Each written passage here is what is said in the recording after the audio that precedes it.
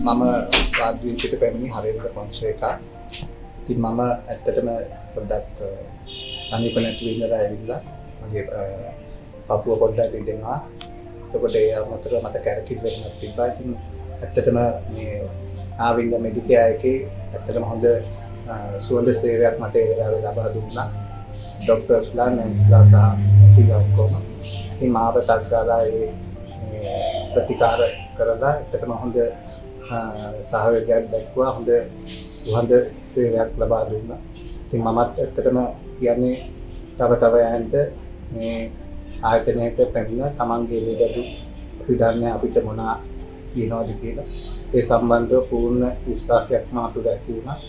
ඇත්තටම ඉතින් මම මේ ඇවිල්ලා ඉන්න මේ තත්ත්වයන්ව මට දැන් ගොඩාක් සම්පූර්ණ සුවයක් ලැබිලා තියෙනවා.